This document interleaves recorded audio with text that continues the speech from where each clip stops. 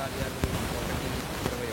కాబట్టి యోహాను బాప్తిస్మం ఇచ్చినది మొదలుకొని ప్రభు అయిన యేసు మన యొద్ద నుండి పరమునకు చేర్చుకొనబడిన దినము వరకు ఆయన మన మధ్య సంచరించుచుండిన కాలమంతయు మనతో కలిసి ఉన్న వీరిలో ఒకడు మనతో కూడా ఆయన పునరుద్ధానమును గూర్చి సాక్షి అయి ఉండుట ఆవశ్యకమని చెప్పెను.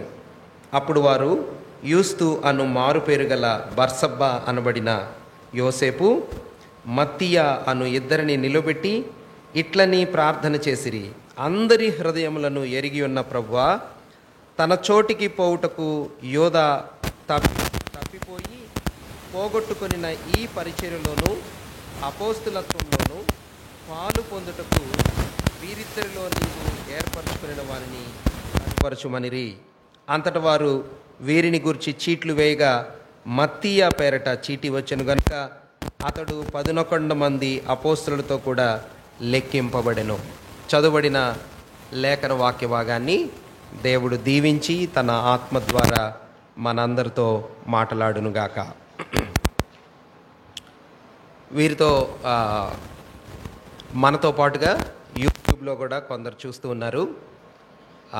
ప్రభు అనేక మందికి ఆశీర్వాదకరంగా ఈ పరిచర్యను దీవించాలని ప్రార్థన చేస్తున్నాం. మాత్రమే కాకుండా ఫ్యూచర్లో ముందున్న దినాల్లో యూట్యూబ్లో చూసే దేవుని పిల్లలకి, పరిశుద్ధులకి ఇవి మన మందిరం నుంచి చెప్పబడుతున్నటువంటి సందేశాలు ప్రత్యేకంగా దేవుని వాక్యాన్ని విశ్వసించిన వారికి మాత్రమే, బైబిల్ని దేవుని వాక్యంగా విశ్వసించే వారికి, యేసు ప్రభు వారిని నమ్ముకొని పాపాలు ఒప్పుకొని విశ్వాసులుగా మార్చబడిన దేవుని పిల్లలకు మాత్రమే వర్తించే సందేశాలు ఇవి, మరింకెవరికి కాదు. అనేకులు అలాగా ప్రభు నామంలో చెప్పబడుతున్న ఈ సత్యాలు, సందేశాలు యేసు ప్రభువుని నమ్మిన విశ్వాసులు విని ఆత్మీయ మేలు పొందాలని ప్రేమతో కోరుతూ ఉన్నాం. కార్యక్రమంలో మనం భక్తుడైన పేతురు ఆ ఎపిసోడ్ దీనిలో మిస్ అయింది, రికార్డులో మిస్ అయింది. కానీ మనం ధ్యానం చేశాం. భక్తుడైనటువంటి పేతురు మన రక్షకుడైన యేసుక్రీస్తు ప్రభువారు ఆరోహణమై పునరుద్ధానుడైన తర్వాత, ఆరోహణమై ఒలీవల కొండ మీద నుంచి వెళ్ళిపోయిన తర్వాత 40 దినముల తర్వాత, అంటే ప్రభు పునరుద్ధానుడయ్యాడు, భూమి మీద ఉన్నాడు, పునరుద్ధానపు శరీరంతో కనిపించాడు. పునరుద్ధానుడైన తర్వాత 40 దినాలు గడిచిన తర్వాత ఆయన ఆరోహణమై వెళ్ళిపోయాడు. ఇప్పుడు ప్రభు వెళ్ళిపోయిన తర్వాత ఆయన తన పరిశుద్ధాత్మ దేవుణ్ణి, ఆత్మస్వరూపుడైన దేవుణ్ణి పంపిస్తాను అని వాగ్దానం చేసి వెళ్ళిపోయాడు. వెళ్ళిపోయిన తర్వాత 10 దినాలు శిష్యులు ఆ వాగ్దానాన్ని ఆధారం చేసుకొని ఆయన కొరకు ఎదురు చూస్తున్నారు. ఎవరి కొరకు? ఆయన కొరకు అంటే పరిశుద్ధాత్మ దేవుని కొరకు ఎదురు చూస్తున్నారు. ఆ ఎదురు చూస్తున్నటువంటి సమయంలో, ఆ 10 days పీరియడ్ మధ్యలో జరిగినటువంటి సంఘటనలను మనం ఇప్పుడు చదువుకున్నాం. 2-3 వారాలుగా ఆ సమయ వ్యవధిలోనే జరిగిన అంశాలను మనం ధ్యానం చేస్తూ ఉన్నాం. ఆ 10 దినాల సమయంలో మేడగదిలో 120 మంది పురుషులు అనగా సహోదరులు, మరికొందరు స్త్రీలు కలిసి ప్రార్థన చేస్తూ ఉండగా 10 days మధ్యలో 10 దినాల వ్యవధిలో ఏ రోజు ప్రేరేపణ కలిగిందో తెలియదు.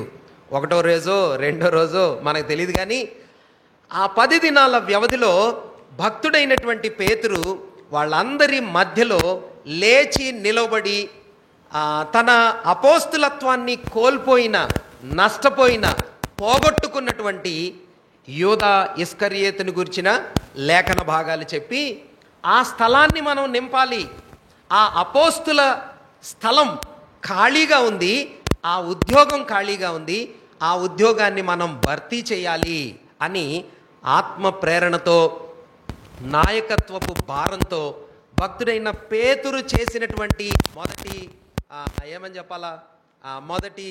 ప్రపోజల్ అన్నమాట. ఫస్ట్ ప్రతిపాదన, పేతురు చేసినటువంటి మొదటి ప్రతిపాదన, దాన్ని మనం ధ్యానం చేస్తున్నాం. ఆఖరి వారం భక్తుడైన పేతురు ఏమని చెప్పాడని చెప్పుకున్నామంటే, ఆవశ్యకముగా దేవుని పిల్లల మధ్యలో ఉండవలసిన విషయాలని పేతురు ప్రస్తావన చేశాడు. It is necessary, it is essential, it is must and should. ఇది ఖచ్చితంగా ఖాళీగా ఉండటానికి వీల్లేదు. 120 మంది కనిపిస్తున్నా ఖాళీగా ఒక కుర్చీ కనిపిస్తుంది. అది యోధ కూర్చోవలసినటువంటి స్థానం. అపోస్తులుడిగా ఒక వ్యక్తి ఉండవలసిన ఆ స్థానం, ఆ కుర్చీ ఖాళీగా ఉంది. దాన్ని మనం నింపాలి. అలాగైతే దేవుని వాక్య లేఖన భాగంలో ఆ మాటను ఆధారితం చేసుకొని, ఆ సత్యాన్ని ఆధారితం చేసుకొని, లేఖన వాక్య భాగంలో అనేకమైన అవసరతలు, ఆవశ్యకంగా సంఘాల్లో ఉండవలసిన కొన్ని విషయాలను మనం లాస్ట్ వీక్ జ్ఞాపకం చేసుకున్నాం. ఎవరైనా చెప్తారా ఏమేమి ఆవశ్యకంగా మందిరంలో, సంఘంలో ఉండాలో? ఆల్రెడీ చాలా విషయాలు చెప్పుకున్నాం. ఎస్ అక్క, చెప్పండి. పిల్లలు ఉండాలి. ఎవరి ఉదాహరణను ఆధారం చేసుకొని చెప్పాం పిల్లలు ఉండాలని? ఎవరు? హాగరు, సారీ, రాహేలు. Good, excellent, thank you. రాహేలుని ఉదాహరణగా చెప్పుకోవచ్చు, అబ్రహాముని ఉదాహరణగా చెప్పుకోవచ్చు. భక్తుడైన మోషే ఇశ్రాయేల్ని నడిపించేటప్పుడు మా పిల్లలు కూడా మాతో రావాలి అని చెప్పిన మాటలు, సందర్భాలను ఆధారం చేసుకొని దేవుని పిల్లల సమాజంలో ఎవరు ఉండాలన్నమాట? పిల్లలు ఉండాలా. పిల్లలు లేకపోతే అది కష్టం. మన సంఘంలో పిల్లల కుర్చీలు ఖాళీగా ఉన్నాయి. ఆ పిల్లల కుర్చీలు ప్రతి మందిరంలో ప్రభు నింపునుగాక. రెండవ మాట ఏమని చెప్పుకున్నాం? వండర్ఫుల్, వెరీ గుడ్, చాలా బాగా గుర్తుపెట్టుకోండి, ఎక్సలెంట్. లేట్గా, డిలేగా చెప్తారనుకున్నాను, బట్ ఇంత క్విక్గా చెప్తారని దేవునికి స్తోత్రం, చాలా మంచిది. యవ్వన బిడ్డలు కావాలని ప్రభు కోరుకుంటున్నాడు. దేవుని సంఘంలో, మందిరాలలో, ప్రభు సేవలో ఎవరు కావాలా? యవ్వన సమూహం కావాలా? ఏ మాటను ఆధారం చేసుకుని చెప్పుకున్నాం? వెరీ గుడ్, తిమోతిని ఆధారం చేసుకొని చెప్పుకున్నాం కదా, ఎక్సలెంట్, దేవునికి స్తోత్రం. తిమోతిని ఆధారం చేసుకొని సేవా పరిచర్యలో, దానియేలుని ఆధారం చేసుకొని నెబుకద్నెజర్ దగ్గర రాజుల ముందు లోకంలో యవనులు ప్రభు కోసం సాక్షులుగా నిలబడాలి. ఇర్మియాని కూడా ఆధారం చేసుకొని బాలుడైన ఇర్మియా ప్రభు నాకు కావాలి అని కోరుకుంటున్న సత్యాన్ని, ఇర్మియా జీవితాన్ని ఆధారం చేసుకుని కూడా యవ్వనస్తులు ప్రభు కోసం కావాలి. మన సంఘంలో కూడా, అనేకమైన సంఘాల్లో కూడా కొరతగా ఉన్న యవ్వన బిడ్డల సమూహాన్ని ప్రభు నింపునుగాక. మూడవదిగా, ఎక్సలెంట్, వెరీ గుడ్, సైనికులు కావాలి. ఎవరిని ఆధారం చేసుకొని చెప్పుకున్నాం? దావీదుని ఆధారం చేసుకొని చెప్పుకున్నాం, ఎక్సలెంట్, వెరీ గుడ్. దావీదు ఎలాగా?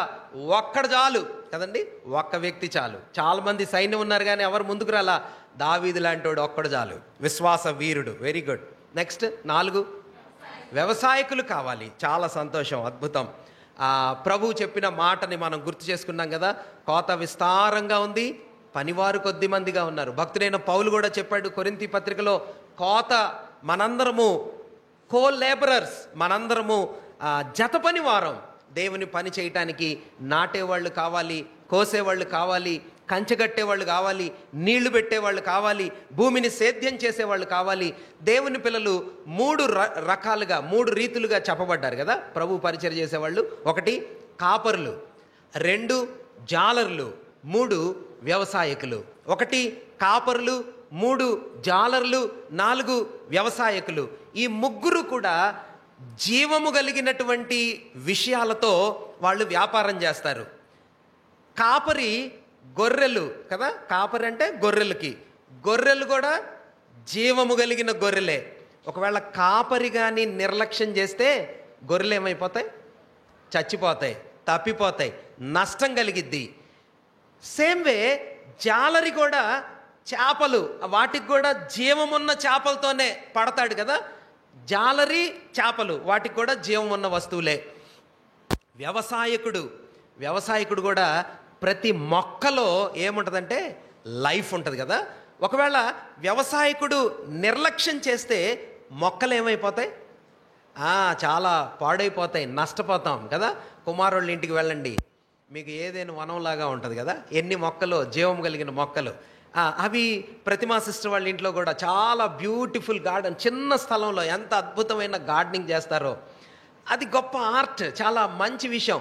చిన్న మొక్క చచ్చిపోతే వాళ్ళ చిన్న బిడ్డలు చచ్చిపోయినంత నొప్పి, బాధ కలిగింది కదా. దేవుని పిల్లమైన మనము, ఆయన పరిచర్య చేసే మనము, ఒక మొక్క ఒక విశ్వాసి, ఒక గొర్రె ఒక విశ్వాసి, ఒక చేప ఒక విశ్వాసి కదా. నష్టపోయామంటే జీవము కలిగిన వ్యక్తులు నష్టపోతారు అనే సత్యాన్ని మనం గుర్తుపెట్టుకోవాలి. వ్యవసాయకులు కావాలి. 5వదక్క కట్టేవాళ్ళు కావాలి. ఎక్సలెంట్. ఎవరిని ఆధారం చేసుకొని చెప్పుకున్నాం కట్టేవాళ్ళు కావాలని? నెహెమ్యాని ఆధారం చేసుకొని మనం చెప్పుకున్నాం. జెరుబ్బాబెల్ని కూడా చెప్పుకోవచ్చు. ఆ తర్వాత మరి హగ్గైని కూడా చెప్పుకోవచ్చు, యజ్రాని కూడా చెప్పుకోవచ్చు, ఆ తర్వాత జకర్యాని కూడా చెప్పుకోవచ్చు. తిరిగి కట్టడానికి వెనక్కి వచ్చినటువంటి ఈ బిడ్డలందరినీ, ఈ సేవకులందరినీ ఆధారం చేసుకొని కట్టేవారు కావాలి అనే సత్యాన్ని మనం నేర్చుకున్నాం. ఆ తర్వాత బోధించేవాళ్ళు, టీచర్స్ కావాలి.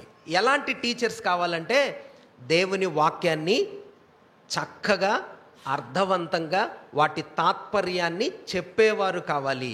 Rightly dividing the word of God, సరైన రీతిలో దేవుని వాక్య తాత్పర్యాలను చెప్పే పరిశోధించే యజ్రా వంటి దైవ సేవకులు, బోధకులు కావాలి అనే సత్యాన్ని మనం నేర్చుకున్నాం. ఆఖరిగా ఏం చెప్పుకున్నాం? వండర్ఫుల్, వెరీ గుడ్ అక్క, చాలా సంతోషం. మీరందరూ బాగా చెప్పారు. బ్రదర్స్ కూడా చెప్పాలి కదా. ఎవరంట? బండ సందులలో నిలబడి, బీటలు వచ్చిన ప్రాకారాల మధ్యలో నిలబడి, కూలిపోయిన ప్రాకారాల మధ్యలో నిలబడి, నెర్రిచ్చినటువంటి ఆ గ్యాప్స్లో నిలబడి, దేవుని ఉగ్రత పట్టణం మీద రాకుండా పట్టణాన్ని కాపాడటానికి ప్రార్థించే యోధులు కావాలి అనే సత్యాన్ని మనం నేర్చుకున్నాం. మాత్రమే కాకుండా అంతవరకు మనం చెప్పి ఆఖరి వారం క్లోజ్ చేసాం. మరొక్క మాటని ఊరికి అట్లా గుర్తు చేద్దామా? మన రక్షకుడైన యేసు ప్రభు వారు సమరయ స్త్రీతో మాట్లాడుతూ ఇట్లా చెప్పాడు కదా, తండ్రి అయిన దేవుడు ఆరాధికుల కోసం చూస్తున్నాడు. ఎలాంటి ఆరాధికుల కోసం చూస్తున్నాడంట? ఆత్మతోనూ సత్యముతోనూ యథార్థముగా ఆరాధించే ఆరాధికుల కోసం చూస్తున్నాడు. ఆరాధనకు వచ్చే వాళ్ళని చూడట్లేదంట. ఎంతమంది వస్తాం ఆరాధనకి? ఆదివారం వస్తే మన మందిరంలో చాలామంది నిండుతాం, కుర్చీలని. ఆరాధనకు ఎంతమంది వస్తున్నారో అని దేవుడు చూడట్లేదు. పాటలు ఎంతమంది పాడుతున్నారో అనేది దేవుడు చూడటం లేదు. ఎంతమంది మోకాళ్ళు వేస్తున్నారో అది కూడా దేవుడు చూడట్లేదు. ప్రభు ఏం చూస్తున్నాడంట? ఆత్మతో సత్యముతో తండ్రిని ఆరాధించువారు, యథార్థముగా ఆయన్ని ఆరాధించే వాళ్ళ కోసం దేవుడు వెతుకుతున్నాడు అనే సత్యాన్ని మనం గుర్తుపెట్టుకుందాం. మంచిది, మన ధ్యానాన్ని ముందుకి కొనసాగిద్దాం. ఇలాంటి అవసరతలు ఉన్నాయి, ఇలాంటి అక్రతలు ఉన్నాయి, ఇలాగ ఆవశ్యకంగా నింపబడవలసినటువంటి స్థలాలు, రోల్స్ ప్లే చేయాల్సినటువంటి బాధ్యతలు ఉన్నాయి. కానీ ఖాళీ ఉద్యోగం ఉంది కదా, ఇదిగో సైనికులు కావాలి, వ్యవసాయకులు కావాలి, కట్టేవాళ్ళు కావాలి, ప్రార్థించేవాళ్ళు కావాలి, చిన్నపిల్లలు కావాలి, యవనస్తులు కావాలి, సైనికులు కావాలి అని ఎవరిని పడితే వాళ్ళని రిక్రూట్ చేయం అంటున్నాడు భక్తుడైన పేతురు కదండి. ఆవశ్యకమైన ఖాళీలు ఉన్నాయి, కానీ అర్హులైన వారిని మాత్రమే నింపాలి. అవసరతలు ఉన్నాయి, కానీ అర్హతలు లేకుండా ఆ అవసరాలను తీర్చడానికి లేదు. అందుకనే భక్తుడైన పేతురు అంటున్నాడు, మన ప్రభువు బాప్తిస్మం ఇచ్చే యోహాను ప్రభువుకి బాప్తిస్మం ఇచ్చిన సమయం దగ్గర నుంచి, యేసు ప్రభు వారు సేవ ప్రారంభం చేసిన దగ్గర నుంచి, ఆయన చనిపోయి పునరుద్ధానుడై లేచి ఆరోహణమయ్యేంత దాకా యేసు ప్రభు వారిని చూసిన వ్యక్తి, యేసు ప్రభు వారిని గూర్చి అనుభవం ఉన్న వ్యక్తి, యేసయ్యని వ్యక్తిగతంగా ఎరిగిన వ్యక్తి కావాలి. యేసు ప్రభు వారిని గురించి విన్నోడు కాదు ఆ కుర్చీలో కూర్చోటానికి, రోజు చర్చికి వచ్చేవాడు కాదు ఆ కుర్చీలో కూర్చోవలసింది, లేకపోతే పేతురు ఫ్రెండ్ కాదు. యేసు ప్రభు వారి కుటుంబీకులు కూడా ఉన్నారు. మనం చూస్తే ఆ 120 మందిలో యేసయ్య వారి తల్లి ఉంది, సహోదరులు ఉన్నారు, సహోదరులు వాళ్ళు కూడా ఉన్నారు. కానీ పేతురు అంటున్నాడు, వాళ్ళెవరు పనికిరారు. అర్హమైన వ్యక్తులు ఎవరంటే ప్రభువుని గూర్చి సాక్ష్యం ఇవ్వటానికి ఆయనను వ్యక్తిగతంగా ఎరిగిన వ్యక్తి కావాలి, తెలిసిన వ్యక్తి కావాలి. ప్రభువుని గూర్చి అనుభవపూర్వకంగా తెలిసిన వ్యక్తి కావాలి. దాని అర్థం ఏంటంటే, యేసయ్య పని చేయాలంటే దేవుని సంఘంలో నింపబడవలసిన ఖాళీలు నింపబడటానికి ఎవరు పడితే వాళ్ళు నింపటానికి వీల్లేదు. అర్హమైన వారు కావాలి, యోగ్యత కలిగిన వారు కావాలి, నాణ్యమైన వారు కావాలి. ఆ స్థలానికి పిలువబడిన పిలుపుకి, సువార్తకు, దేవుని పేరుకి తగిన వారు మాత్రమే కావాలి. ఎవరిని పడితే వాళ్ళని నిలబెట్టడానికి లేదు. వాక్యం తెలిసినంత మాత్రాన బోధించడానికి లేదు కదండి. అనుభవం ఉన్నంత మాత్రాన, బాగా చదువుకున్నంత మాత్రాన, అనేకమైన స్థలాలు చూసినంత మాత్రాన వాళ్ళు దేవుని పరిచర్య, ఆ ఖాళీని నింపటానికి వాళ్ళకు అనుమతి లేదు. భక్తుడైన పేతురు అంటాడు, they need to have ability, qualifications కావాలా కదా. మనం కానీ చూస్తే అపోస్తులని ఎంచుకోవటానికి పేతురు అన్నాడు, క్వాలిఫికేషన్స్ కావాలి, అర్హతలు కావాలి. యోగ్యమైన వ్యక్తి అయితేనే ఆ స్థలంలో ఆ వ్యక్తిని మనం ఎంపిక చేయాలి, ఆ స్థలంలో ఆ వ్యక్తిని మనం నింపాలి, వాడుకోవాలి. అర్హుడు కాకపోతే, యోగ్యుడు కాకపోతే, అతనిలో ఆ క్వాలిఫికేషన్స్ లేకపోతే ఆ వ్యక్తిని నింపటానికి, లేకపోతే ఆ వ్యక్తిని వాడుకోవటానికి వీల్లేదు. ఇది నూతన నిబంధన సత్యాలలో ప్రాముఖ్యమైనటువంటి అంశం.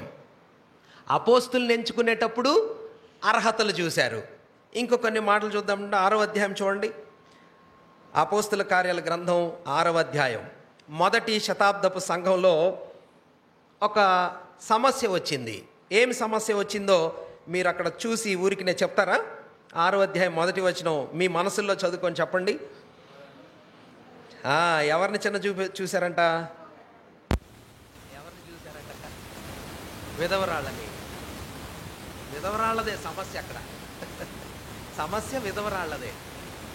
ఇద్దరు విధవరాళ్ళు అనమాట. 2 గ్రూప్స్ ఉన్నారు విధవరాళ్ళు. ఎవరండి? ఎవరున్నారు చూడండి, మనం చదువుదాం.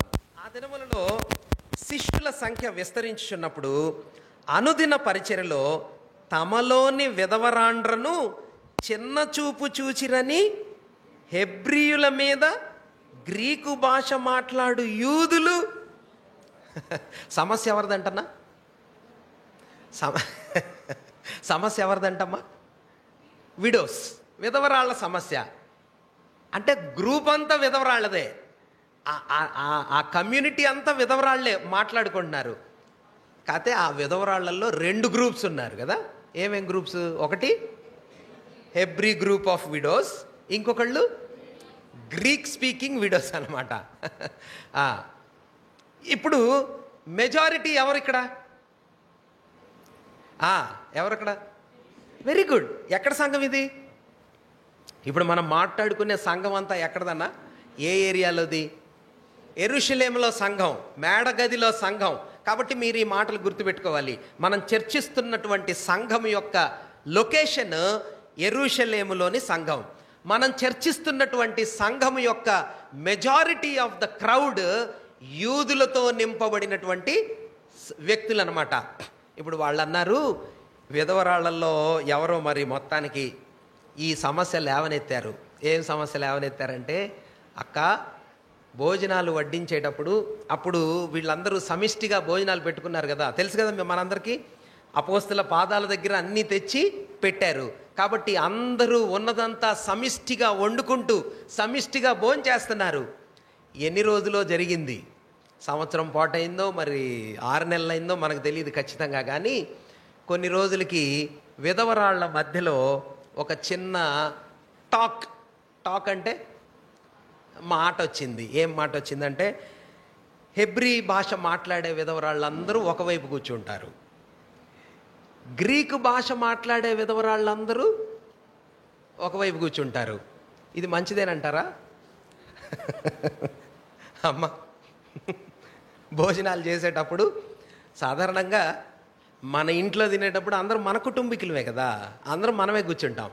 మందిరంలో కూర్చున్నప్పుడు, సంఘంగా కూడినప్పుడు మంచిదే, మన వరకు కూర్చొని తింటాం మంచిదే. కానీ it is good to have fellowship with even others, అందరితో కలిసి కదా. బేతెస్తా వాళ్ళు వస్తారు మన దగ్గరికి, బయట నుంచి వస్తారు, రెగ్యులర్గా మనతో ఆదివారం మాత్రమే వస్తారు, కొందరు రెగ్యులర్గా రారు నియామకుడి.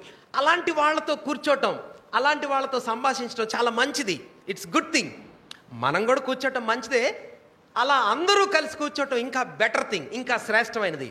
ఇప్పుడు వీళ్ళు ఏం చేశారంటే, హెబ్రీ మాట్లాడే విధవరాళ్ళు ఒకవైపు, గ్రీకు భాష మాట్లాడే విధవరాళ్ళు ఇంకొక వైపు, అట్లా వాళ్ళు కూర్చొని భోజనం చేస్తారు.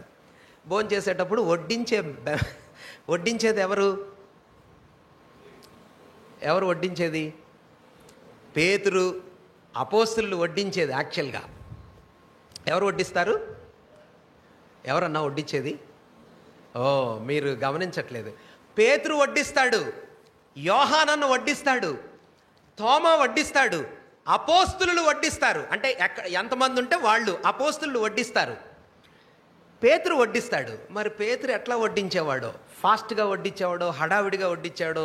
మరి మనలో కూడా చాలామంది చక్కగా వడ్డిస్తారు కదా, రైస్ కొంచెం ఫాస్ట్గా వేస్తాడో, మరి ఇట్లా వేస్తాడు ఏదో. మొత్తానికి ఈ రోజు జరిగే ఈ భోజన వడ్డించే పరిచర్యలో గ్రీకు భాష మాట్లాడే విధవరాళ్ళు రహస్యంగా ఒక మాట అనుకున్నారు. అక్క చూసావా, పేతురు అన్న నిన్న కూడా ఈరోజు కూడా ఆ ఎదురు అక్క ప్లేట్లో 2 గారెలు వేసాడు.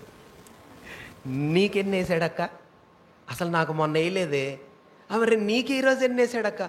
నన్ను కూడా దాటేసి వెళ్ళిపోయాడక్క. పేతురు హడావిడికి వెళ్ళిపోయాడో, కావాలని వెళ్ళిపోయాడో మనకు తెలీదు.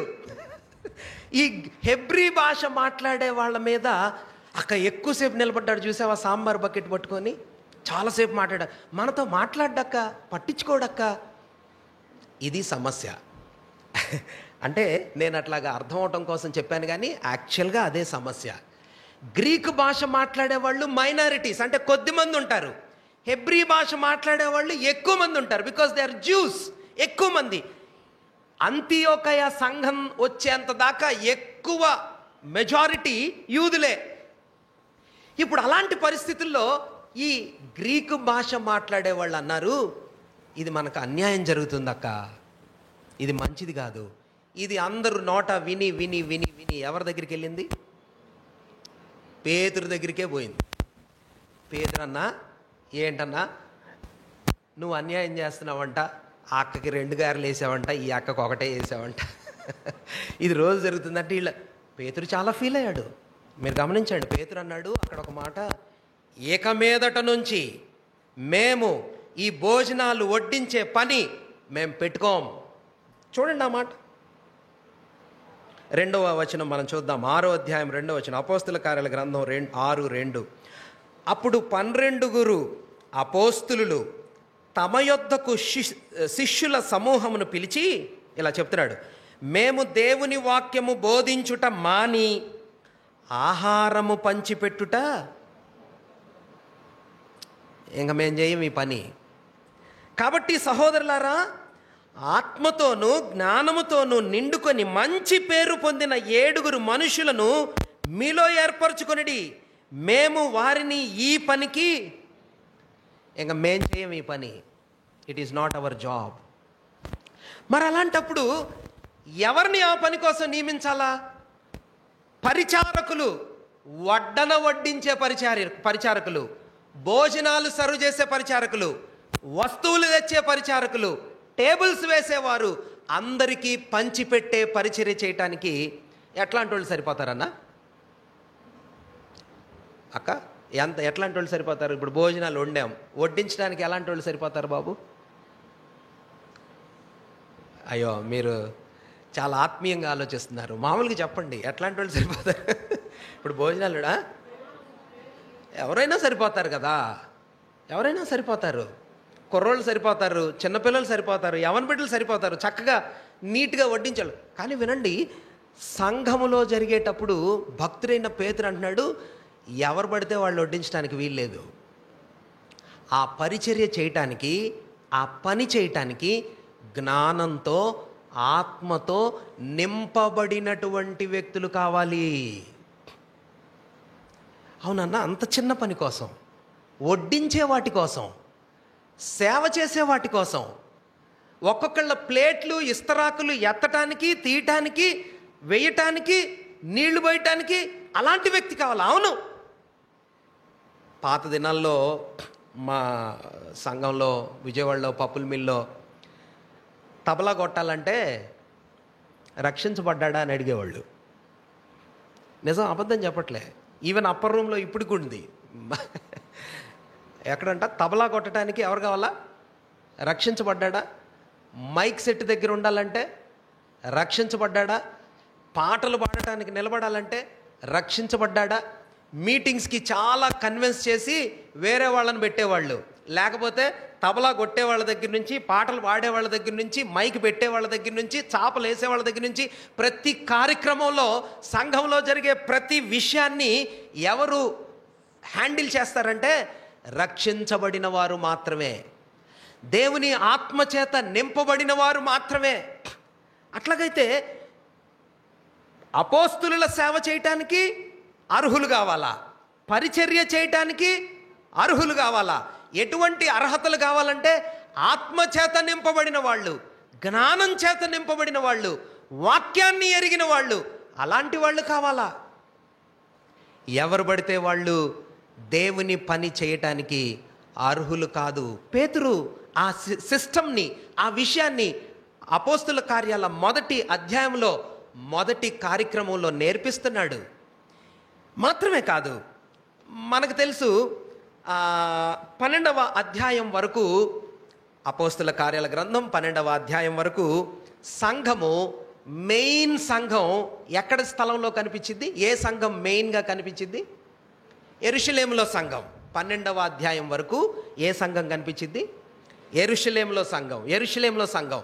యెరూషలేములో సంఘం యూదులు ఎక్కువ మంది ఉండే సంఘం. కానీ 13వ అధ్యాయం నుంచి ఎవరు కనిపిస్తారు? వెరీ గుడ్, చూడండి. 13వ అధ్యాయం మొదటి వచనంలో అంతియోకయలో ఉన్న సంఘం.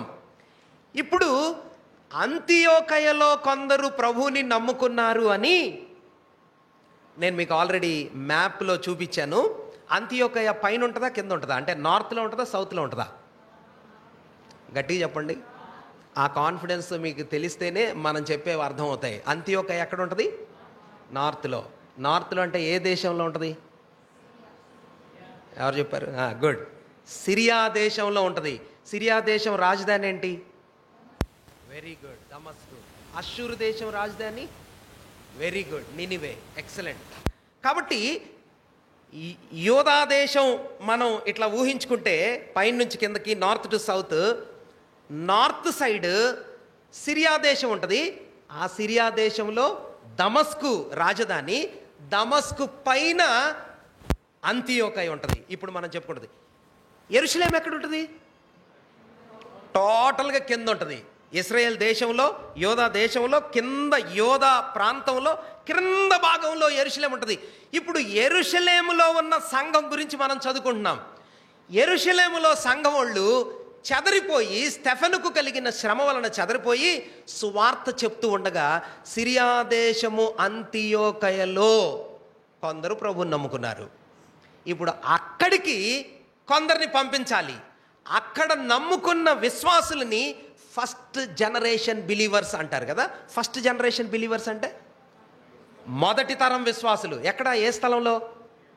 సిరియాలోని అంతియోకయలో. ఇప్పుడు అక్కడికొకళ్ళని పంపించాలి. ఎవరిని పంపిద్దామన్నా? ఏ సంఘం నుంచి పంపించాలి? యెరూషలేము నుంచి పంపించాలి. ఎక్కడికి పంపించాలి? సిరియాలోని అంతియోకయలో క్రొత్తగా ఏర్పడిన ఒక సంఘంలో విశ్వాసులని బలపరచటానికి, వాళ్ళకి వాక్యం చెప్పడానికి, వాళ్ళకి దేవుని సత్యాలు చెప్పడానికి ఒక వ్యక్తిని పంపించాలి. ఎలాంటి వాళ్ళని పంపిద్దాం అన్న? ఎలాంటి వాళ్ళని పంపిద్దాం? ఇప్పుడు మనం కూడా బోల్డ్ అన్ని స్థలాలకి సేవకి వెళ్తూ ఉంటాం కదా. నేను కాసరాజపల్లి పోతూ ఉంటాను. మనకి బోల్డ్ అన్ని స్థలాలు ఉన్నాయి కదా, అక్కడక్కడికి పంపిస్తూ ఉంటాం, వెళ్తూ ఉంటాం. ఎలాంటి వాళ్ళని పంపించాలి అన్న? చూద్దాం, చూడండి. 11వ అధ్యాయం, అపోస్తుల కార్యాల గ్రంథం 11వ అధ్యాయం 19 నుండి 26 వరకు మనం చదవాలి. 19 నుండి 26 వరకు మనం చదవాలి. కానీ 20 నుంచి నేను చదువుతాను. 20 నుంచి కుప్రీయులు కొందరును కురేనీలు కొందరును వారిలో ఉండిరి. వారిలో అంటే ప్రభువుని నమ్మిన వారిలో. వీరు అంతియోకయకు వచ్చి గ్రీసు దేశపు వారితో మాటలాడుచు ప్రభు అయిన యేసుని గూర్చిన సువార్త ప్రకటించిరి. ప్రభు హస్తం వారికి తోడై ఉండెను గనుక నమ్మిన వారు అనేకులు ప్రభు తట్టు తిరిగిరి. వారిని గూర్చిన సమాచారం అంటే అంతియోకయలో గ్రీకు భాష మాట్లాడేవారు చాలామంది ప్రభు తట్టు తిరిగారు అనే వారిని గూర్చిన సమాచారము యెరూషలేములో ఉన్న సంఘపు వారు విని ఎవరిని పంపించారంట? బర్నబాను అంతియోకయ వరకు పంపిరి. అతడు వచ్చి దేవుని కృపను చూచి సంతోషించి ప్రభువును స్థిర హృదయముతో హత్తుకొనవలెనని అందరినీ హెచ్చరించెను. పౌలు కూడా ఏం చేశాడంట? ఎవరంట ఆయన? బర్నబా ఎవరంట? 24. అతడు పరిశుద్ధాత్మతోనూ విశ్వాసముతోనూ నిండుకొనిన సత్పురుషుడు, బహుజనులు ప్రభు పక్షమున. ఇప్పుడు యెరూషలేము నుండి ఒక సహోదరుణ్ణి అంతియోకయలో క్రొత్తగా నమ్ముకున్న విశ్వాసుల దగ్గరికి పంపించి ఆ సంఘాన్ని బలపరచాలి అని తలంచినప్పుడు ఎవరిని పంపించారన్నా? ఎవరిని పడితే వాళ్ళని పంపించాలి కదా. యెరూషలేము సంఘంలో ఎంతమంది ఉన్నారనుకుంటారు? ఈ సంఘటన జరిగినప్పుడు ఎంతమంది ఉన్నారు? గెస్ చేసి చెప్పండి అన్న. ఎంతమంది ఉన్నారు? ఉజ్జాయింపు ఎంత సిస్టర్? 20? Wrong answer. ఎంతండి? Wrong answer. అది దగ్గర బున్ని కరెక్ట్గా చెప్పిందండి మొత్తానికి. 3,000 5,000 లెక్కకు విస్తరించారు. అవి బాగా క్యాప్చర్ చేయాలా. ఫస్ట్ 3,000 మంది నమ్ముకున్నారు, తర్వాత 5,000 మంది, ఇక ఆ తర్వాత ఏమన్నాడు? లెక్కకు విస్తరించిపోతున్నారు. అంటే ఖచ్చితంగా 8,000 మంది ఉన్నారు. 8,000 మంది కంటే ఎక్కువ మంది ఉన్న సంఘంలో అపోస్తులు ఇట్లాగా ఆలోచన చేస్తున్నారు. అంతియోకయ క్రొత్త పట్టణం, క్రొత్త సంఘం, యవ్వన పిల్లలు అంటే ప్రభువులో క్రొత్తగా జన్మించిన వాళ్ళని దాని భావం.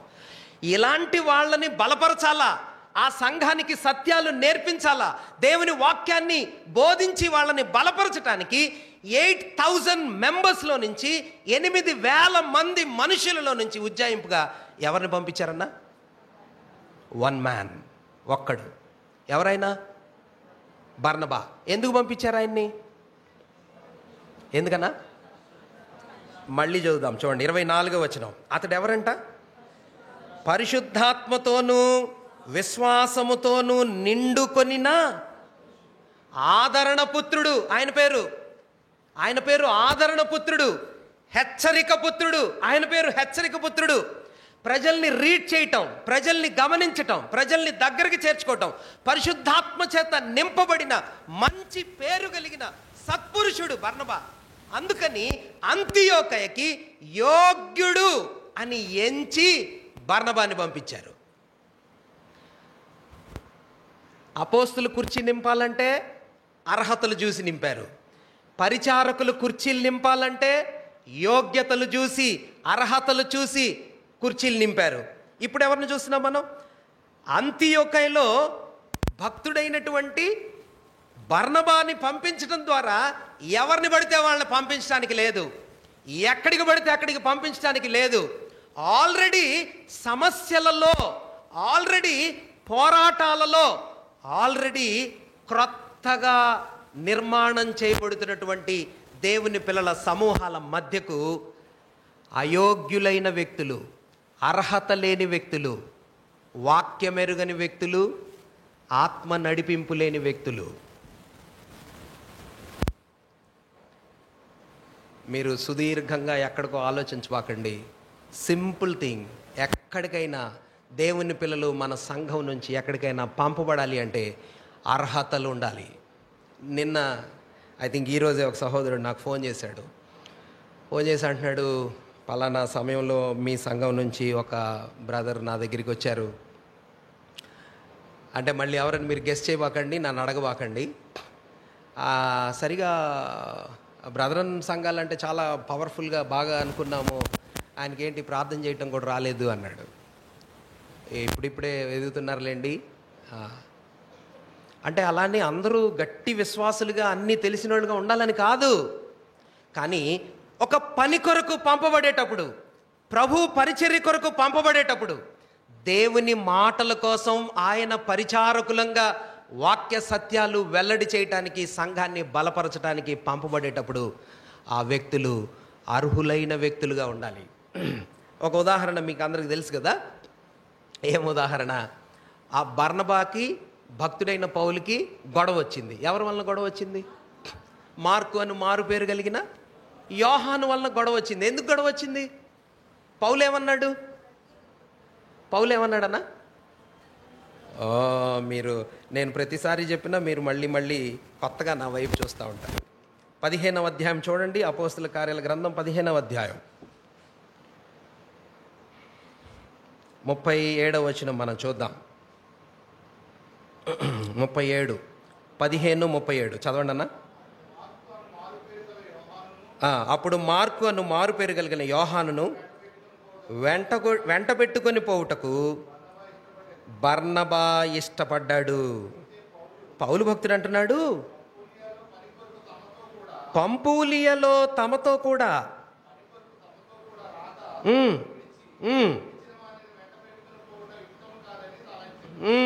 దానివల్ల వీళ్ళిద్దరిలో తీవ్రమైన వాదము కలిగి ఒకరినొకరు వేరైపోయిరి. అందుకని 16వ అధ్యాయంలో 2వ వచనంలో ఎవరిని తీసుకెళ్ళాడన్నా భక్తుడైన పౌలు గారు? 16:2 చూడండి, అపోస్తల కార్యాలు 16:2. అప్పుడు లుస్త్రలోను ఈకొనియలో ఉన్న సహోదరుల వలన అబ్బా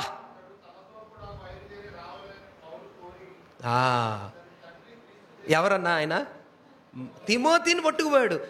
మార్కునేమో వద్దన్నాడు, తిమోతినేమో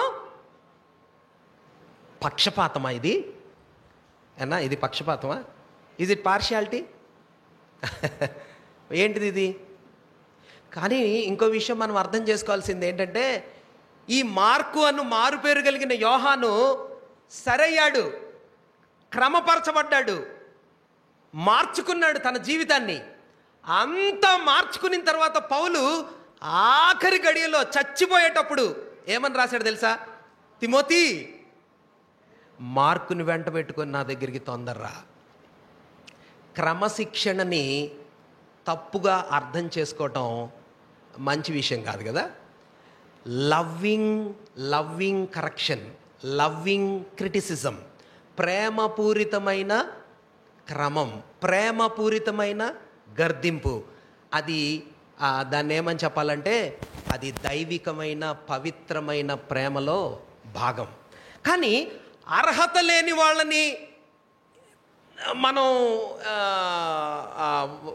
పంపించటం, అర్హత లేని వారిని ప్రభు సేవలో ప్రోత్సహించటం, యోగ్యులు కాని వారిని దేవుని పని కొరకు నిలబెట్టి వాళ్ళని మనం ఎంకరేజ్ చేయటం పరిచర్యలో చాలా ప్రమాదం.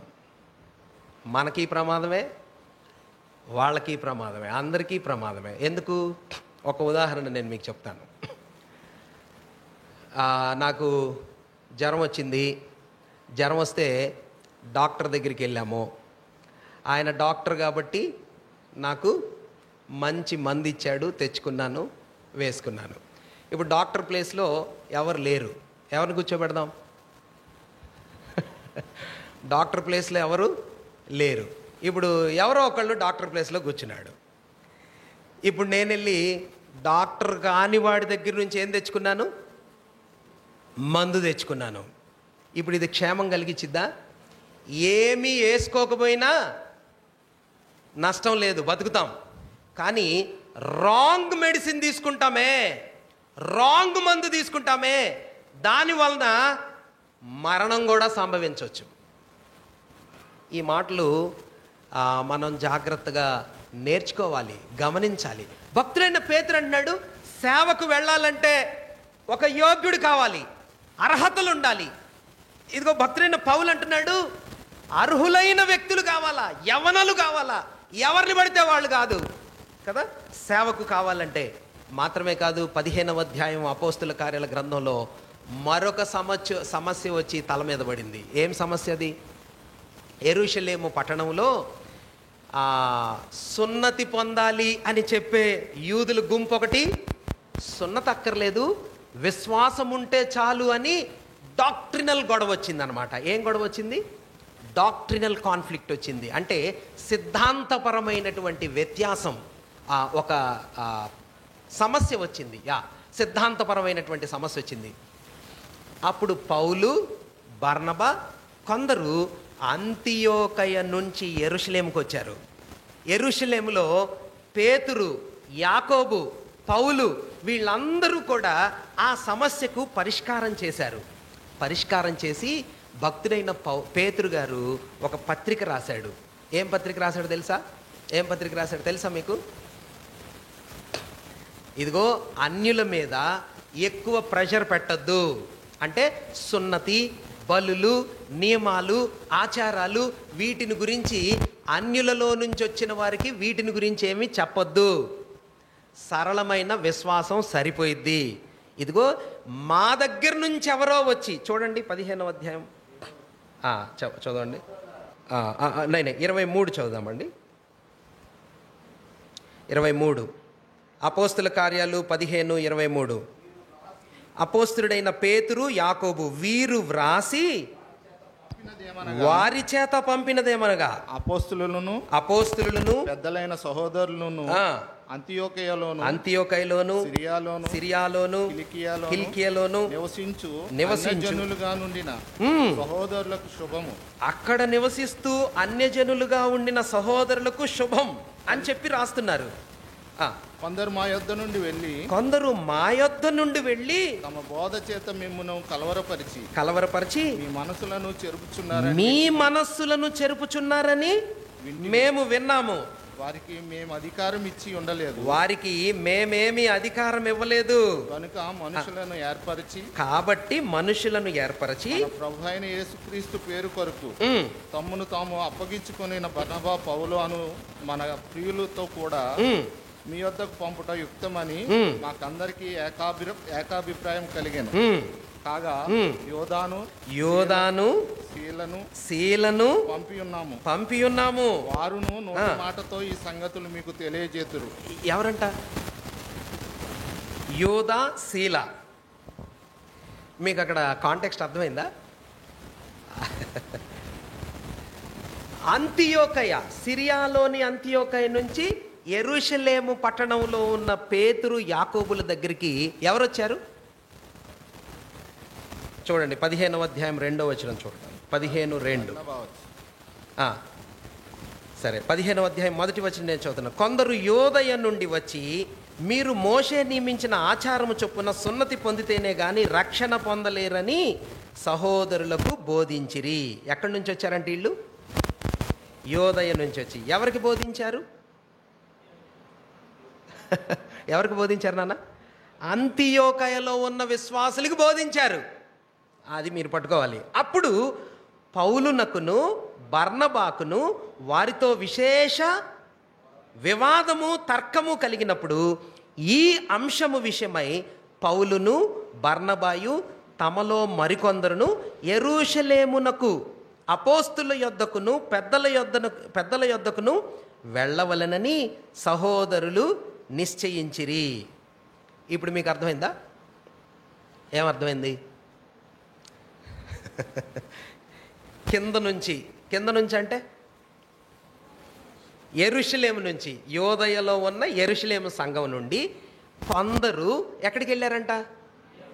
అంతియోకయ, సిరియాలో ఉన్న అంతియోకయలో ఉన్న సంఘం దగ్గరికి వెళ్ళి ఏం చెప్పారంట? ఏం చెప్పారు?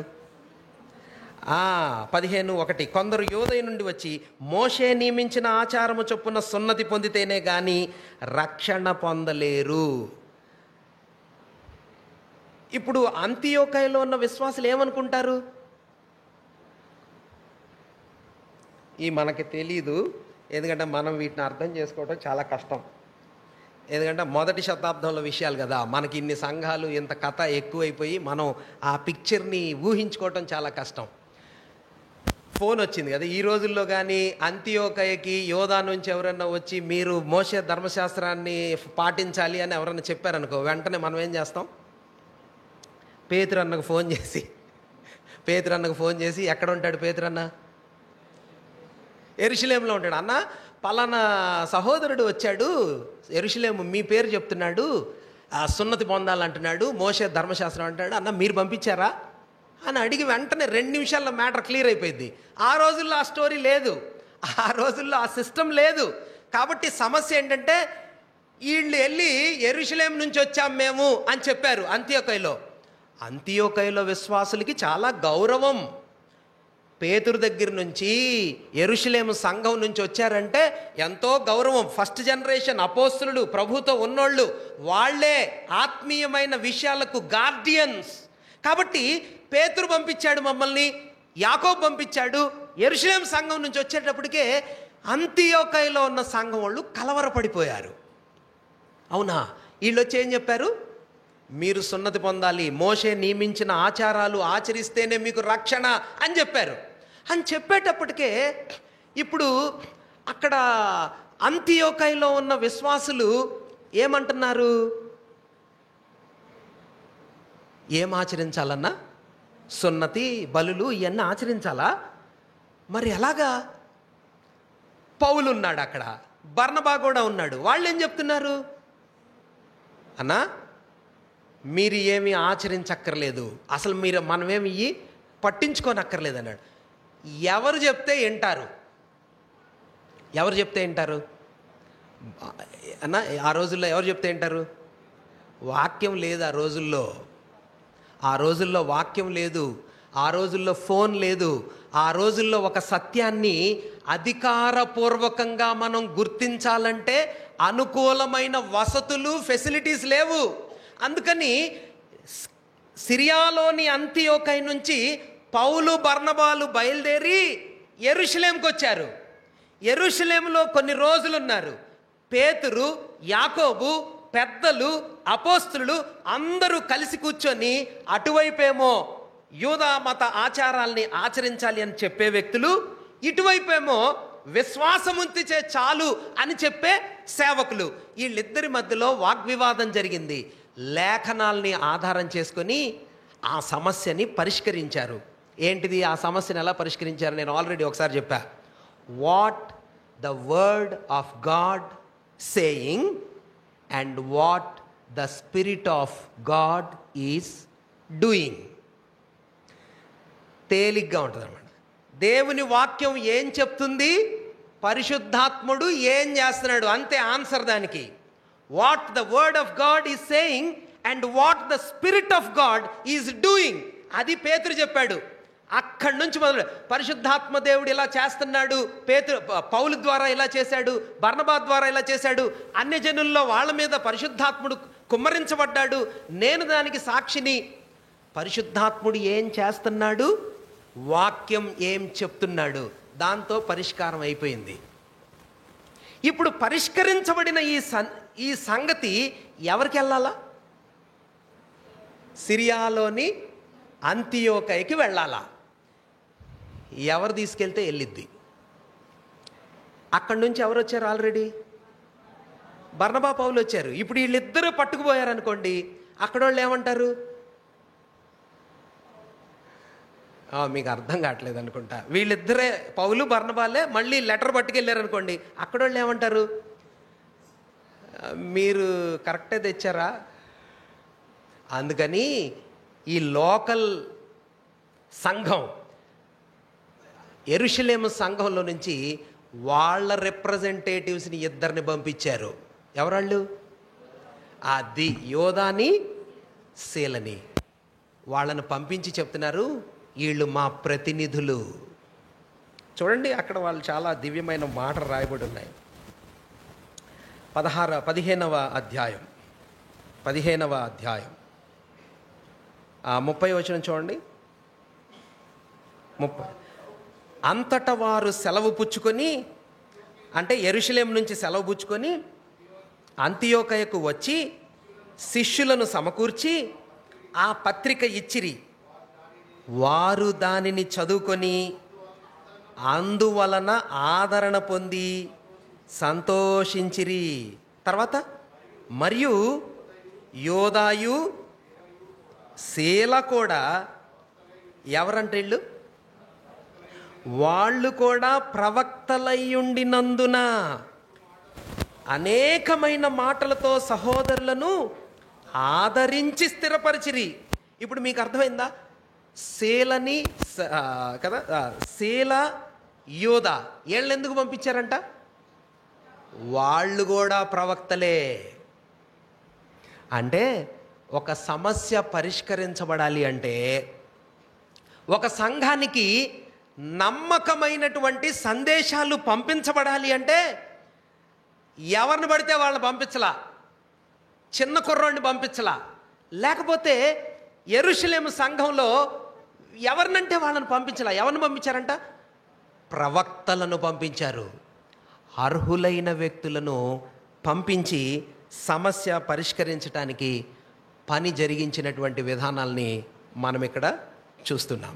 కాబట్టి అపోస్తుల కార్యాల గ్రంథం అంతటిలో అవసరతలు ఉన్న, ఆవశ్యకంగా ఆవశ్యకంగా నింపబడవలసినవి ఉన్న అర్హతలు లేకుండా, యోగ్యతలు లేకుండా, సరైనటువంటి వ్యక్తులు కాకుండా ఆ స్థలాలను, ఆ ఉద్యోగాలను, ఆ ఖాళీలను నింపటానికి వీల్లేదు.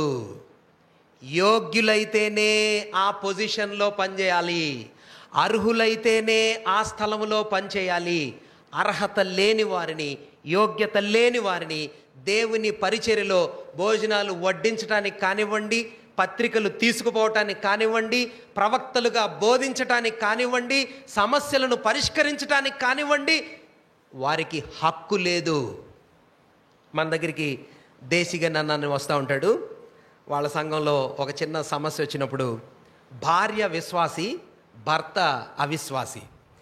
ఆ భర్త వచ్చి వాళ్ళ మధ్యలో ఏదో డిస్కషన్ జరుగుతూ ఉంటే ఆ విశ్వాసి కాని భర్త ఒక ఐడియాని ప్రపోజల్గా పెట్టాడంట. అంటే ఒక సలహా ఇచ్చాడు. ఇస్తే వాళ్ళ సంఘ పెద్ద లేచాడంట, బ్రదర్ అసలు మేమేం మాట్లాడుకుంటున్నామో నీకు అర్థం కాని విషయం ఇది. You have no part to say anything in this matter. ఎందుకు? అసలు నీకు తెలీదు కదా. దేవుని సంఘములో ఉన్న విషయాల్ని డిస్కస్ చేయటానికి లోక సంబంధమైన టాలెంట్, లోక సంబంధమైనటువంటి నాలెడ్జ్, లోక సంబంధమైనటువంటి అర్హతలతో కాదు, ఆత్మ సంబంధమైనటువంటి సత్యాలను గ్రహించగలిగేటటువంటి అర్హులైన వ్యక్తులు కావాలి కదా. అలా లేనప్పుడు ఆ సంగతులు, ఆ సత్యాలు అవగాహన కలగవు. కొన్ని సత్యాలు మనం ఈ రాత్రి వేళ ధ్యానం చేయాలి అని నా మనసులో ప్రేరణ ఉంది. సమయం కొరతగా ఉంది కాబట్టి ఎలాంటి పొజిషన్స్లో, ఎలాంటి స్థానాలలో సంఘములో, దేవుని పనిలో అర్హులైన వ్యక్తులు మాత్రమే పనిచేయాలి అనే సత్యాల్ని ఒక అంచెలంచెలుగా మనం చూసి వీలైతే వాటిని వివరించుకుందాం, లేదంటే క్లోజ్ చేద్దాం. చూడండి. తిమోతికి భక్తుడైన పౌలు రాసినటువంటి మొదటి పత్రిక, తిమోతికి రాసిన మొదటి పత్రిక 3వ అధ్యాయం 1 నుండి 13 వచనాలు మనం చదివితే, 1వ అధ్యాయం 3వ అధ్యాయం 1 నుండి 13 వచనాలు మనం కానీ చదివితే అక్కడ ఎవరిని గురించి రాయబడింది? Very good. అధ్యక్షులు అంటే ఎవరు? అధ్యక్షులు, తెలుగు ట్రాన్స్లేషన్ అధ్యక్షులు. ఇంగ్లీష్లో బిషప్ అంటారు. బిషప్ అంటే పెద్దలు, సింపుల్ వర్డ్ అది కదా. అధ్యక్షులు అని ఇక్కడ అన్నాడు, దాన్ని ఏమంటారంటే పెద్ద. పేతురు భక్తుడు అంటాడు, మీ తోటి పెద్దనైన నేను. సంఘంలో ఒక పెద్ద, సంఘంలో అధ్యక్షుడు, సంఘంలో దేవుని పరిచర్య కోసం నాయకత్వం వహించే వ్యక్తులు ఎలా ఉండాలంట? ఎవరుండాలన్నా? అక్కడ మీరు చదివితే అప్పుడు మీకు అర్థమైద్ది ఎవరు ఉండాలా. అక్కడ ఎన్ని క్వాలిఫికేషన్స్ ఉన్నాయో మీరు తర్వాత నెక్స్ట్ వీక్ ప్రభు చిత్తం అయితే చెప్పండి. ఎన్ని క్రైటీరియాస్, ఎన్ని అర్హతలు కలిగి ఉండాలో మీరు చూసి చెప్పండి. ఊరికి నేను లెక్క పెట్టి చెప్పగలరా ఇప్పుడు? 12. Very good. తర్వాత వెరీ గుడ్. ఎవరు చెప్పారు? 16. 16 ఉన్నాయి. ఎన్ని ఉన్నాయి? 16 ఉన్నాయి. అంటే ఇప్పుడు మనం ఒక జాబ్కి అప్లై చేసామనుకోండి బాబు, ఒక జాబ్కి అప్లై చేస్తే అందులో కొన్ని క్రైటీరియాస్ ఉంటాయి కదా. మీకు పీజీలో 55% ఉండాలా, మీకు బిఈడి ఉండాలా, ఆ తర్వాత మీ వయస్సు 42 కంటే తక్కువ ఉండాలా, ఆ తర్వాత ఇట్లా కొన్ని క్రైటీరియాస్ ఉంటాయి. ఎన్ని క్రైటీరియాస్ ఉంటాయి? ఒక 5 ఉన్నాయి అనుకోండి. 5లో ఒక్కట్లేవు, మీకు జాబ్ దొరికిద్దా? మీ డేట్ ఆఫ్ బర్త్ కిందకుంది, ఒక్కరోజే తక్కువ ఉంది. ఎన్ని రోజులు? ఒక్కరోజు డేట్ ఆఫ్ బర్త్ మీ దినం తక్కువ ఉంది, మీరు అప్లై చేయగలరా? ప్రియమైన దేవుని పిల్లరా, భక్తుడైనటువంటి పౌలు తిమోతి భక్తుడికి ఇవే మాటలు, ఇవే సత్యాలు, ఇవే సంగతులు ఇంకొక దగ్గర కూడా రాశాడు. చూడకుండా చెప్పండి. ఇంకొక దగ్గర కూడా రాశాడు. ఇప్పుడు మీరు మనం చదివినవే. తీతు పత్రిక, గుడ్. తీతు పత్రిక చూడండి, 1వ అధ్యాయం. తీతు పత్రిక 1వ అధ్యాయం 5వ వచనం నుండి 9వ వచనం వరకు. 5వ వచనంలో ప్రతి పట్టణములోనూ పెద్దలను నియమించు నిమిత్తమే. ఇక్కడ పెద్దలు అన్నాడు, తిమోతి పత్రికలో ఏమన్నాడు? అధ్యక్షులు అన్నాడు. 2 ఒకటే. 19 క్రైటీరియాస్ ఇచ్చాడు. ఎన్ని క్రైటీరియాస్ బాబు? క్షమించండి, 16. 16 క్వాలిఫికేషన్స్ ఎవరికి ఉండాలా? సంఘాన్ని నాయకత్వం వహించే పెద్దకి ఎన్ని ఉండాలంట? 16 అర్హతలు ఉండాలా. వాటిని గురించి ప్రభు చిత్తం అయితే మనం తర్వాత చూద్దాం. ఎవరంటే వాళ్ళు సంఘాన్ని నడిపించడానికి వీల్లేదు కదా. ఏ రీతిగా పడితే ఆ రీతిగా సంఘాన్ని నడిపించడానికి వీల్లేదు. అన్న ఈయన చాలా అన్నీ తెలిసినోడు కదా, లేకపోతే పలానా కదా. దేవుని వాక్యంలో సంఘ పెద్దలకు అర్హతలు ఉండాలా. ఇందాకే మనం చెప్పుకున్నాం కదా. ఇందాకే మనం ఏం చెప్పుకున్నాం? పరిచారకులు, పరిచర్య చేసేవారికి కూడా అర్హతలు ఉండాలా. చూడండి, తిమోతికి రాసిన మొదటి పత్రిక 3వ అధ్యాయం. తిమోతికి రాసిన మొదటి పత్రిక 3వ అధ్యాయం 8వ వచనం చూడండి. 3:8. అలాగుననే పరిచారకులు మాన్యులయుండి ద్విమనస్కులను, మిగుల మద్యపానాశక్తులను, దుర్లాభమును అపేక్షించువారునై ఉండక. అంటే 1 నుండి 7 వరకు ఎవరిని గురించి చెప్పాడనమాట? సంఘ పెద్దల గురించి. 8 నుంచి 13 దాకా ఎవరి గురించి చెప్పాడనమాట? పరిచారకుల గురించి. ఇప్పుడు మీకు ఒక ప్రశ్న. తిమోతి పత్రిక భక్తుడైన పౌలు ఎప్పుడు రాశాడు? ఎక్కడి నుంచి రాశాడు? తిమోతి పత్రిక మొదటి పత్రిక భక్తుడైన పౌలు ఎప్పుడు రాశాడు? ఎక్కడి నుంచి రాశాడు?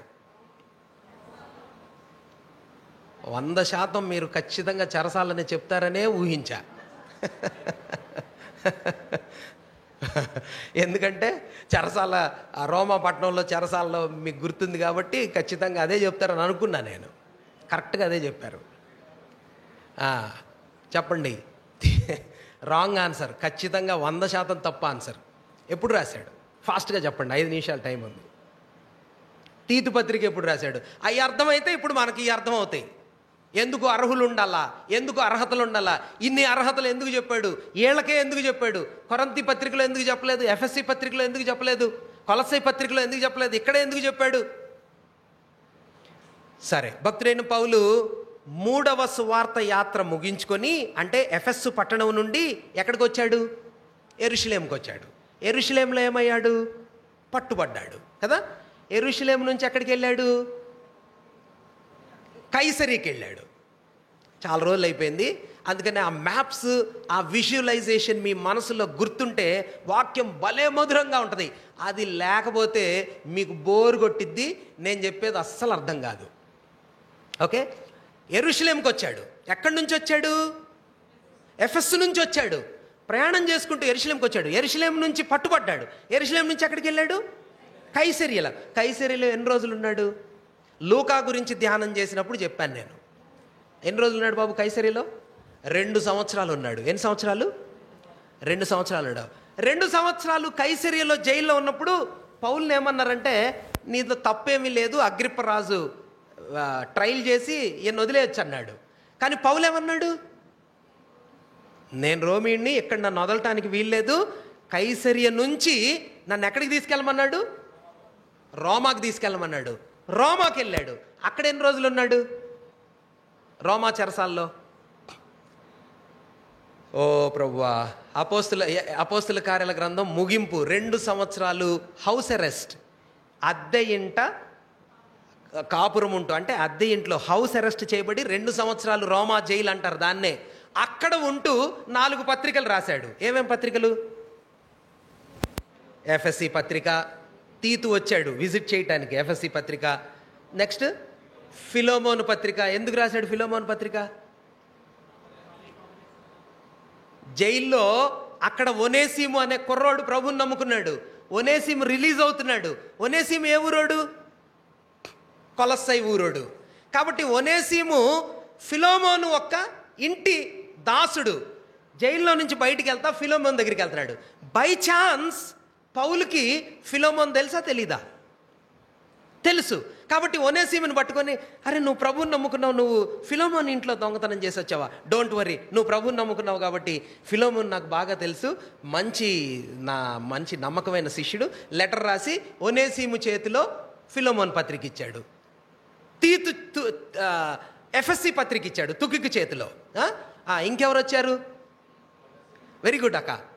ఫిలిప్పీ పట్టణం నుంచి ఎవరు వచ్చారు? ఎపఫ్రాదీతు వచ్చాడు. ఎపఫ్రాదీతు వచ్చాడు. ఎపఫ్రాదీతు చేతికి ఫిలిప్పీ పత్రిక రాసి పంపించాడు. ఎన్ని పత్రికలైనవి? 4 అయినాయా? ఎఫ్ఎస్సి పత్రిక, ఫిలిప్పీ పత్రిక, ఫిలోమోను పత్రిక, ఫైనల్గా కొలస్సై పత్రిక. కొలస్సై పత్రిక ఎఫ్ఎస్సి పట్టణానికి పక్కనే ఉంటుంది కాబట్టి మీరు ఈ పత్రిక ఇక్కడ చదువుకొని అక్కడ ఇవ్వండి, అక్కడ చదువుకొని ఇక్కడ ఇవ్వండి అని 2 పత్రికలు ఒక ఆయన చేతిలోనే పెట్టాడు. టోటల్గా 4 పత్రికలు అయిపోయినాయి. ఇప్పుడు రోమా చెరసాల్లో నుంచి, ఆ అద్దె ఇంటిలో నుంచి విడిపించబడ్డా లేదా? ఏంటక్క ఇంత ఆశ్చర్యంగా చూస్తున్నారు మీరు? ఓ ప్రభువా, నేను ఇంట్లోకి వెళ్ళిన తర్వాత బున్ని అనిద్ది, నువ్వెంత సుదీర్ఘంగా బోర్డు పెట్టి అన్నీ చెప్పాల్సిన అవసరం ఉందా? ఫాస్ట్గా చెప్పు అనిద్ది. నేనంటాను, అంత లోతుగా, అంత దీర్ఘంగా, అంత బ్యాక్గ్రౌండ్ చెప్తే కానీ మనకు బాగా అర్థమవుదని నేనంట. మరి ఇంత సుదీర్ఘంగా చెప్పిన తర్వాత కూడా అపోస్తుల కార్యాల గ్రంథంలో నుంచి పౌలు చెరసాల్లో నుంచి బయటకు వచ్చాడా లేదా అంటే మీరు నన్ను అనుమానంగా చూస్తున్నారు. బాబు యవనస్తులన్నా చెప్పండి, పౌలు బయటకు వచ్చాడా రాలేదా? గట్టిగా వచ్చాడా? కొంచెం డౌట్ఫుల్లా? వచ్చాడు కదా. ఓ యేసయ్యా, ఆయన బయటకు వచ్చాడు. 2 సంవత్సరాలు రోమా చెరసాల నుంచి బయటకు వచ్చాడు. ఎక్కడికి వెళ్ళాడో తెలియదు కానీ ఎఫెస్సు పట్టణానికి వెళ్ళాడు. ఎఫెస్సు పట్టణంలో తిమోతిని విడిచిపెట్టాడు. తిమోతిని విడిచిపెట్టి ముందుకెళ్ళిపోయాడు. ఎఫెస్సి పట్టణంలో తిమోతి ఉన్నాడు. పౌలు ముందుకెళ్ళిపోయి యవ్వన సహోదరుడైన తిమోతి, బహు పవర్ఫుల్ ప్లేస్ ఎఫెస్సి పట్టణం. ఆ ఎఫెస్సి పట్టణములో ఉన్న సంఘములో కొన్ని సంగతులను సరిచేయాలని ఏం పత్రిక రాశాడు? తిమోతికి రాసిన మొదటి పత్రిక. అంటే సంఘాన్ని ఎలాగా ఆర్గనైజ్ చేయాలా, సంఘాన్ని ఎలాగా కరెక్ట్ చేయాలా, సంఘాన్ని ఎలాగా ఆర్డర్లో పెట్టాలా, సంఘాన్ని ఎలాగా నడిపించాలా ఎవరు రాస్తున్నాడమ్మా? పౌలు ఎవరికి రాస్తున్నాడు? తిమోతికి. తిమోతి ఎక్కడున్నాడు? ఎఫెసీ పట్టణంలో యవ్వనస్తుడిగా ఉండి ఆ సంఘాన్ని ఎలాగ ఆర్గనైజ్డ్ వేలో నడిపించాలో ప్రయత్నం చేస్తున్న తిమోతికి రాసిన మొదటి పత్రిక రాశాడు. తిమోతిని ఎక్కడ వదిలిపెట్టాడని చెప్పాను? ఎఫెసీ పట్టణంలో. ముందుకెళ్ళిపోయాడు కదా. తీతుని ఎక్కడ వదిలిపెట్టాడు? క్రేతులో వదిలిపెట్టాడు. ఎక్కడ? క్రేతులో. క్రేతు వాళ్ళ నేచర్ ఎలా ఉంటుందో చూడండి. క్రేతు వాళ్ళు ఎలాంటి వాళ్ళు? బాగా చెప్పారు. ఎవరు చెప్పారక్క? గుడ్, శబాష్. క్రేతు పట్టణస్థులు ఎలాంటి వాళ్ళు అంట? 1వ అధ్యాయం 12వ వచనం చూడండి. క్రేతు పట్టణస్థుల్లో ఒకడు వాళ్ళ గురించి ఇలా చెప్తున్నాడంట, ఒక ఫేమస్ మ్యాన్. వారి సొంత ప్రవక్తలలో ఒకడు ఇట్లా అంటున్నాడు, క్రేతీయులు ఎల్లప్పుడూ అబద్ధికులు, దుష్టమృగములు, సోమరులు, తిండిబోతులు. ఇట్లాంటి స్థలంలో ఏముందన్నా? ఒక సంఘం ఉంది. మీకు అర్థం కావట్లేదా? క్రేతు